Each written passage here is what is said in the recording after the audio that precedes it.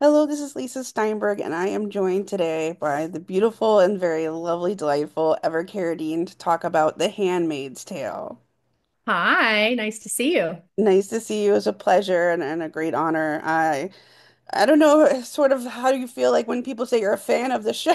Because like, like the dark disturbingness of it, but like it's just like so riveting and resonating, of course. I know it really is. And it's also beautiful. Like, I think that that's one thing that cannot be overlooked is like the show is beautiful. It's a feat what our production team puts on the screen every week. It just sort of blows my mind. But yeah, it's definitely it's a little dark. But it is this season, I feel like is full of hope and resilience. And, people have asked me like how I felt when I read the series finale script. And like the best way I was able to describe it was it almost felt like maternal. Like I felt like a kid who fell down and my mom picked me up, helped me, dust off my scraped knee and sent me back out to keep playing. That's the best way to describe it. And maybe that only makes sense to me, but that was what I was like washed over with upon reading the finale. And I feel like that's very spoiler free because Yes. it's very personal. I mean, we talk about the darkness of the series, but we also talk about like this theme of kind of hope and resilience again, and perseverance, of course. I mean, the cinematography, a part of the series, also as well. I mean, of course, there's this grittiness, this darkness, this heaviness, but although we're 4 episodes into season 6, this final season here, there is that light that keeps shining through, which is, a part of what hope is, that, we keep this flame burning, this light alive. And that's what And I so feel much like of when you that carry light, that I feel like, torch. yeah, is Elizabeth Moss. I mean, she is a extraordinary actress and an extraordinary producer and director and human. And when we are close on her, when we see into June's eyes, I feel like we see the light and we see the fight and we see the hope. And that is a testament to her, truly. I mean, we also, there's just so much reflection.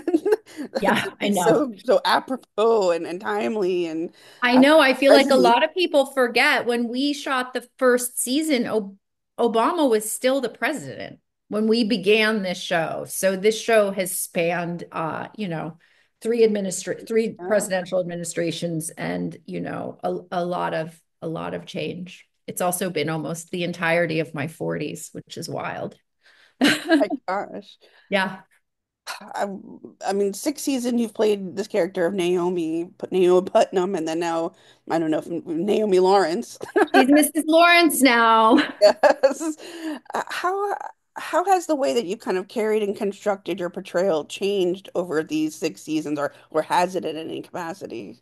I mean, I don't know if it's changed so much as it's just been more colored in, and our writers are so talented and so much of the work is done for us by what's on the page. But, everyone talks about like their character's arc and these big changes, but like Naomi is funny to me because I don't think that she's evolved that much since we first met her in season one. She's, a little petty, a little juvenile, sort of in search for power. I like to say she kind of doesn't hold a grudge. She's almost like a toddler in that way. They sort of can't remember what they were throwing a tantrum about. Um, and, I don't know, as it's evolved, I've just learned being on this set, everyone really brings it. There's no attitude. Nobody's checking the clock to go home. And that's not always how it is on a set. And so I've just like really leaned into that. And when I'm working, when the camera is rolling, I'm just hyper present. I'm just hyper like in my body and in this space. And I think being able to be that way gives us a little of Naomi's reactivity. And, she's like a little like a hummingbird or like, I don't know. She's just a little like can't sit still. I don't know if that was inarticulate, but that's how it, and playing Naomi also, I work with the costume department. I always like have her in very, very high heels. So I'm sort of towering up and I like her to feel, I mean, I'm a slight person anyway, but I like her to feel kind of just like bony and brittle and rigid. I mean, the character is quite different from those that surround her. I mean, she could be bitter, she could be petty at times, as she says, but she kind of really keeps moving. Like there's no, she has to keep moving to kind of sustain herself in this community. And do you think that she kind of seems either like underestimated and forgotten in a way? I mean, I think that there's a scene. How many have you seen all of them? Have you just seen the four? Just the So four. there's a really lovely moment later on.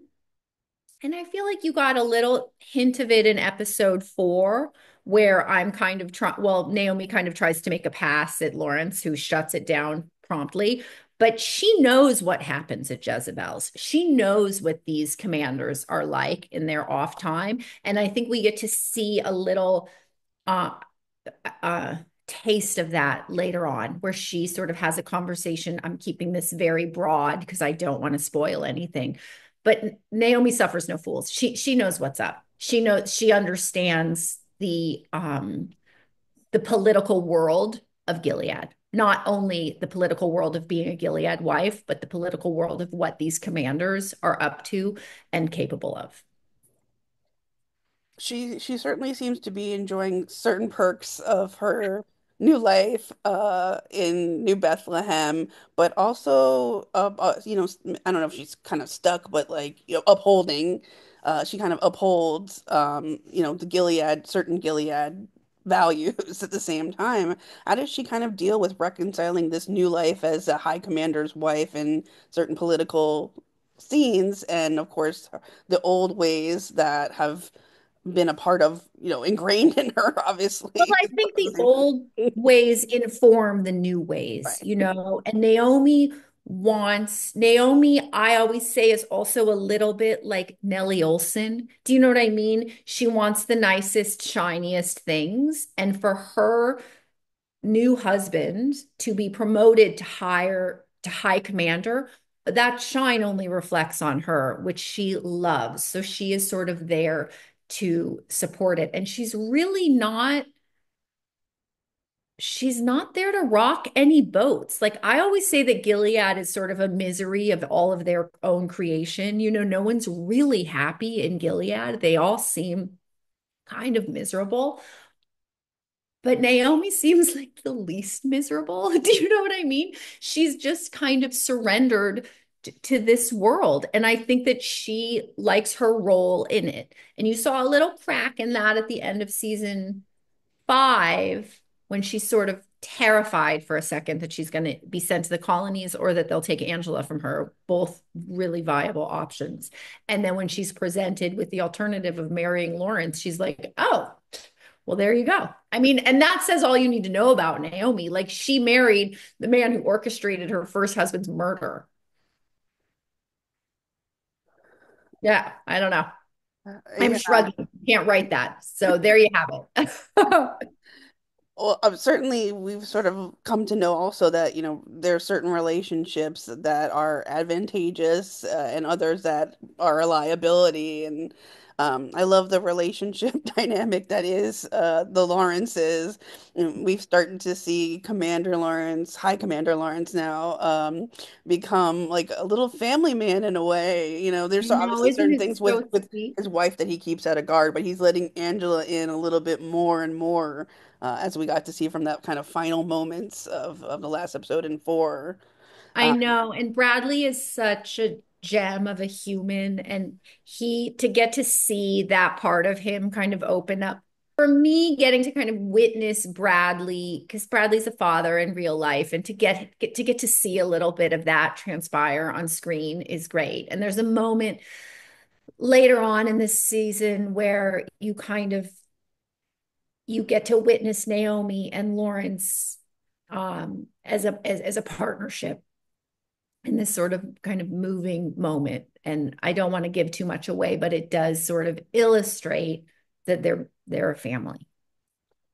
I always love Bradley's work when he is with a scene partner because I, he does these barbs that are kind of like poetry or like, in a way, like also you don't know exactly, like you kind of get like disarmed, but there's an edge at the same You know, time. He brings such these like amazing nuances to Lawrence's idiosyncrasies. Uh, yeah, wanted to talk a little bit about like I know you mentioned it, already about Bradley being a great scene partner, but these great like palpable moments that play so well, not just of course between you, but I love the work that we got to witness before with him and like Madeline I and know. these Oh, that moments that are scene these with them great and like Jezebel's was yeah. so beautiful, wasn't it? No, Bradley is just an absolute gem. And in between takes, we laugh a lot, we have a lot of fun, we talk politics, we talk books, we show pictures of our families. And then, when we roll, it's a whole different kind of playtime. And I'm just like, I'm so grateful I get to like play in the sandbox with him. There was a moment this season earlier, I think episode 3 or 2, where Naomi and Lawrence go to New Bethlehem. And I don't know. I had one of those moments I was talking about earlier where I just sort of took it all in. And I was like, how is this possible that I'm sitting here and I'm playing Bradley Whitford's wife and I'm doing a scene with Josh Charles and Yvonne, who are so incredible. And I just sort of was very present in awe of that. And it happened to be the scene where Naomi just cannot open her mouth without putting her foot in it. So it was like, it was kind of a perfect, like meta, insane scene. Oh, I mean, the work that you all do together is absolutely brilliant, and so remarkable. Like I am on the edge of my seat and I feel like, I want to be there fighting alongside, or I want, like I'm feeling the angst and the tensions building and the darkness rumbling. And then at Yeah. the same time, there's this, like we keep saying, like this great glimmer of hope that's still like twinkling at the background at the same time, or like what's going to happen here? And we know this life is brutal. We know, things are about to change. I see that the tagline is a revolution this season, Yeah. but I feel like it's the red revolution. Oh, I love that. Totally.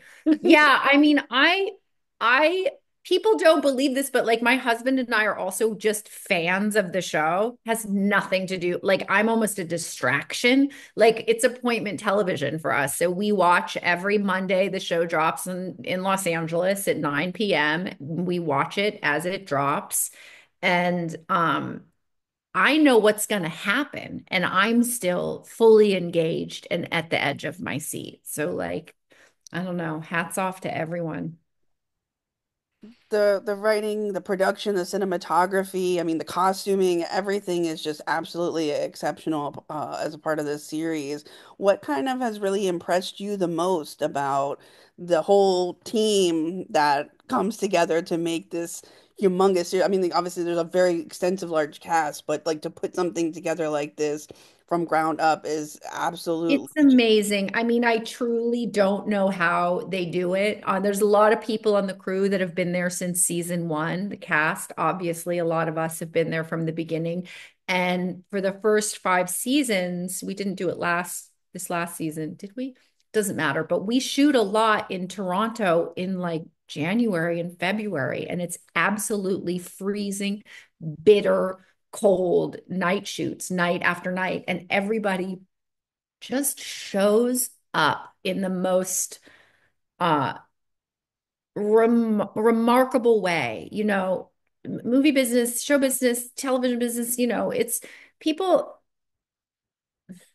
we get spoiled, actors sometimes get a little spoiled, or you can get a little snotty if you've been working, 16-hour days every single day. And I have to say, I have never seen it on this show. And that really, that starts at number one, who is Lizzie.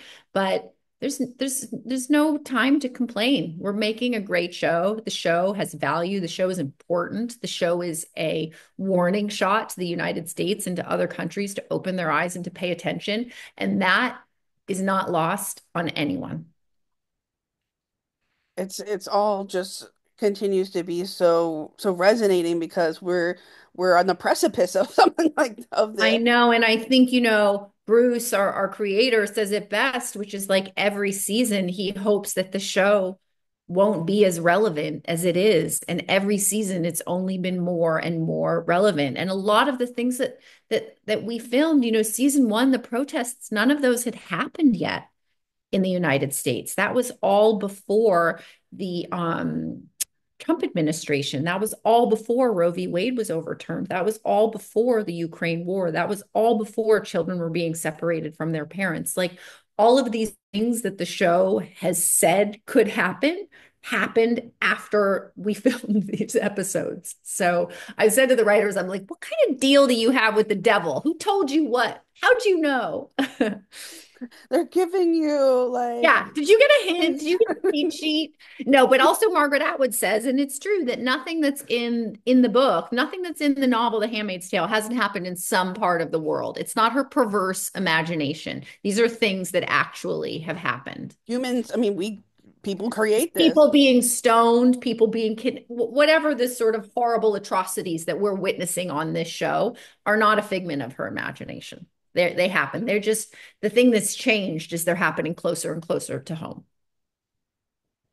Very true. Mhm.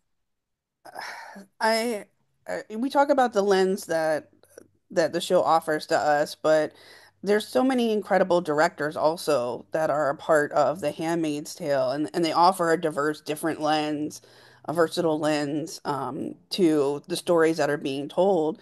Do you have any favorite directors, maybe more so specifically if you remember this season, because it's more fresh this season, but I mean, I have to say, witnessing Lizzie become, go from being an actress, and I think maybe she was a co-producer season one, all the way up into an EP and a directing executive producer. Like she's hands down my favorite director. And it's also because, listen, having an actor direct you is a privilege because they sort of know what it feels like to be an actor. And then to have that actor be Lizzie, someone who knows every single thing that every single character has been through because she's either read the scripts 50 times or was in the scene with you. Like that's just that's a great resource for every single person on set.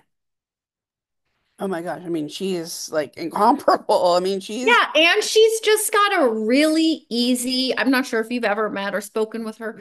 She's whip smart and just has a very easy sort of vibe about her. And she runs a great set. The crew adores her, her cast adores her. She just is she's the real deal.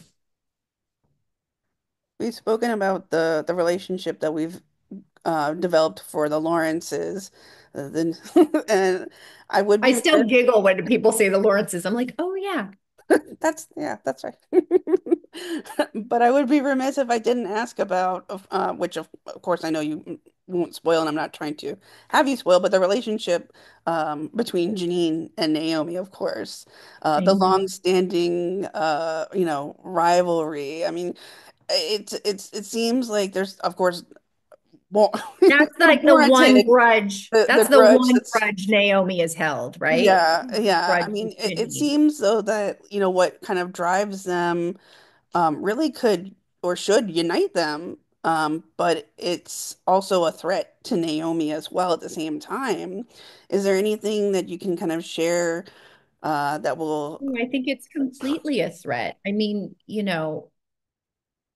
I think Naomi truly felt hopeful in season five when Janine came to live with them that she would have a pal in the house, that she would have an old friend in this crazy time where Naomi was feeling so out of sorts. Warren was just murdered and now she's moved into Lawrence's house. And I think when Janine told her off, it like really broke her heart. I think it really broke her heart.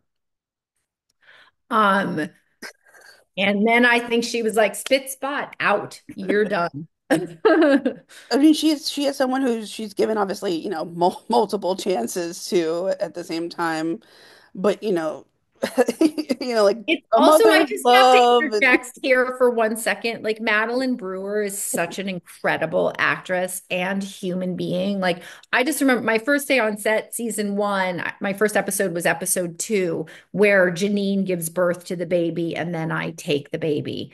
And I had, I didn't remember her from Orange is the New Black because her hair was a different color. And I just remember watching her in the scene and I was like, who is this girl? This girl is absolutely incredible. Like, she blew my mind and continues to season after season. And she off camera, well, and on, but off camera, Maddie is such a likable person. And, on camera, Janine, like, who wants to hurt Janine? It just sort of like, it's takes a little effort to hold that pretend grudge because Maddie is a really likable soul. I mean, we feel this like like injured bird want to take her under your wing. Like I know. obviously June has their friends, but also Aunt Lydia has kind of taken her under her wing in a Yeah. way Yeah. as well. And like you said, who wants to hurt Janine? But like apparently the whole world, because that's just what keeps happening to her I know. on Thank God she's like a little cat, right? And she has 9 lives. yes. Well, you talked a little bit about the reading the last script and all that, but I wanted to ask what was there a way that you kind of said goodbye to Naomi, or is there something about her that you kind of in a way are carrying with her from the finale, the series finale? That's such a good question. I mean, I think I'm a little bit in denial that we're not going back for another season because this show has really been, it's 6 seasons, but it's 9 years. So it's been, people have been married, people had children, like lives really changed over the course of this almost decade. And it's been like a constant that I knew was coming back year after year. And so I think I'm feeling a little uncomfortable with the fact that it's not going to happen again. And we'll all be together and there's relationships formed over the course of a series and friendships, obviously, but like we'll never be in turquoise dresses pretending to drink tea in my fake mansion ever again. And as far as like letting her go, I have it's on its way in the mail, so I'm not sure what I got, but I do have one of her dresses and Naomi's cloak and a pair of her favorite very, very high shoes. So if I miss her too much, I can like dress up as her for Halloween or something. Let's hope Halloween is like the only scary time that we will Yes. be able to need Yes. Well, I try on definitely, if her if again. we if we go full Gilead here in the United States, I don't think I will have as big of a house as Naomi. I'll probably be Martha. To kind of encapsulate everything as far as The Handmaid's Tale, for the fans at least, what do you hope lingers or maybe stirs around with them when we've come to that final moment between The Handmaid's Tale and these incredible worlds that we've built within it? I mean, I think the thing to remember is that June is a person. Like, June is not a superhero. This is not a superhero show. She's a mother and she wants her daughter back. And her resilience is hopefully will continue to echo through us. And, I really think it comes back to what I felt when I read the final episode, which was like, pick yourself up, dust yourself off, and get back out there. I think that we all gotta we all need to stay in this fight and we need to help each other up and help each other dust our knees off and help each other get back to work because there's a lot of work to do and also like pay attention. I think if you go back to the pilot of this episode and June is saying when they bombed Congress we weren't paying attention and when they dismantled the Constitution we weren't paying attention. Like, pay attention, eyes open. This is a warning shot that's worth listening to. And don't let the bastards grind you down. Don't let the bastards grind you down. I can't say it in Latin very well, unfortunately, but yeah, don't let the bastards grind you down. Those are all my questions ever. Thank you for the privilege and the pleasure again to Of speak course. about this incredible series. Your work upon on the show has a lot of meaning to me, and I know a lot of fans as well. So to be able to Yeah. reflect that back and express it to you is just it's something from the heart to say thank you for all of you done. Thank you. I really appreciate that. And the fans of this show are like none other I've ever known. I feel I I really believe that the writers of the show stuck the landing, and I hope that we make everybody proud. I really do.